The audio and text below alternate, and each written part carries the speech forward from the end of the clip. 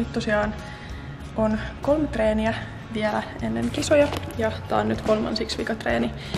Ja näissä treeneissä en tule nostamaan enää niitä painoja, mitkä tulee olemaan kisoissa ne isoimmat painot. Eli tässä on nyt tänään tarkoitus tehdä 1-2-7 top-sarja ja sen jälkeen 3 kertaa 3 satasella. Ja niissä keskittyy tekniikkaan ja terävyyteen. Ja nyt mä lämmittelen. Äsken 90 lämmittelin ja nyt tossa on 100 ja teen sillä toiston pari ja sitten alan tekee ykkösiä kohti sitä 127,5 top-sarjaa.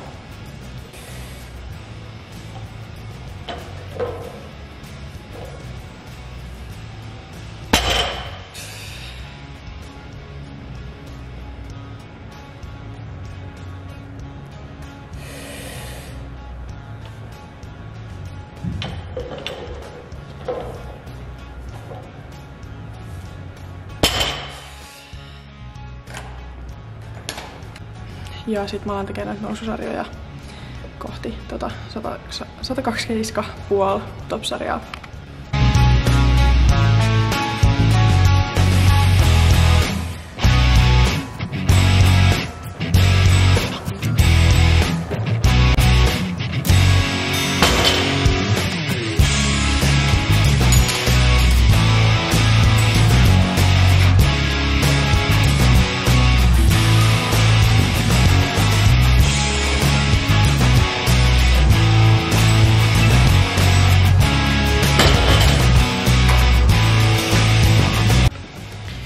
Mä oon nyt edennyt noitten sarjojen välillä about 10 kilon nostoilla, eli silleen, että mä oon laittanut noin 5 tonne päihin.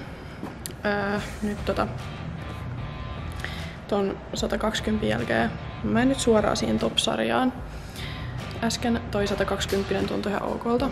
Siinä niin kun oikeastaan ehkä ongelmana oli se, että mä jäin pikkusen liikaa niin kun varmistelen sitä, että selässä pysyy tuki ja sit se alku oli aika hidas. Joten nyt mä pyrin tossa top-sarjassa, että mä lähden suoraan nostaan enkä liikaa ja varmistele sitä selän tukea.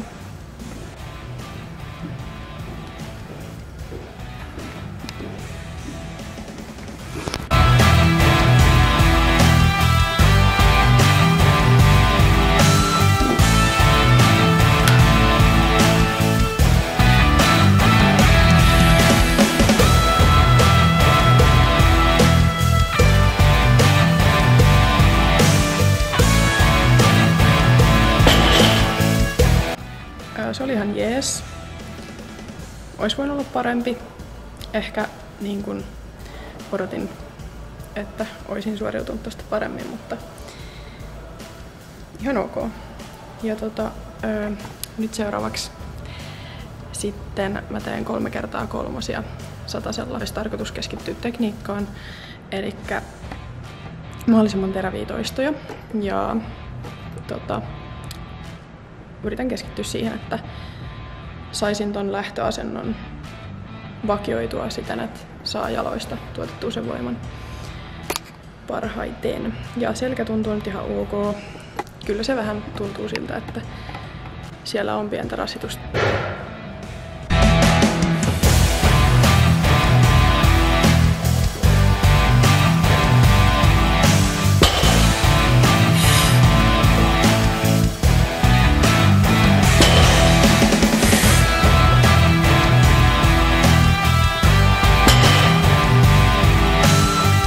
Mä kävin äsken tekemään vikan sarjan jalkojen nostoa. Viimeksi tossa, kun näin valmentajani keskusteltiin, tai siis tehtiin lämmittely siinä treenillä. Ja hän teetti semmoisen lämmittelyn, että siinä tehdään 3 eri apuliikettä. Semmosia niin kuin kevyitä apuliikkeitä, joihin ei tarvitse lämmitellä. Hän sanoi, että säästää aikaa, kun tekee lämmittelyssä näitä apuliikkeitä, jos on sellaisia kevyitä apuliikkeita, joihin ei tarvitse lämmitellä.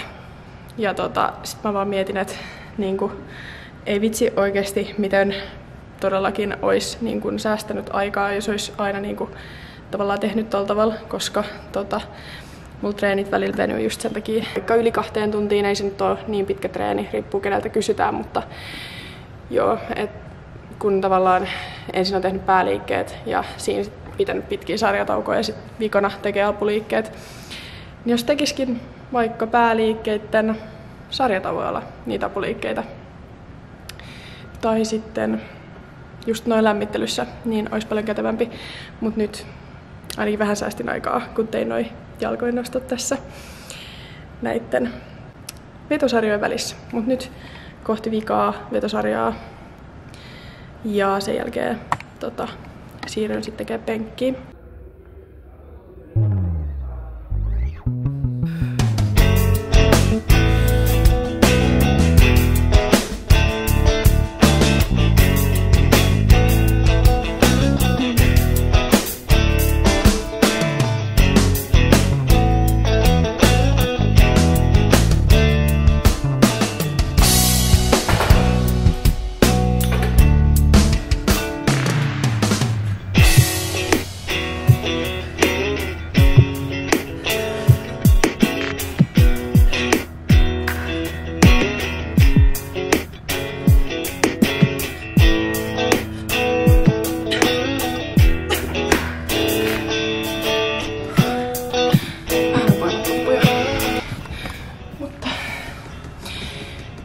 Joo, tuossa oli varmaan 1 tai 12 vähemmän kuin edellisessä tai ekassa sarjassa.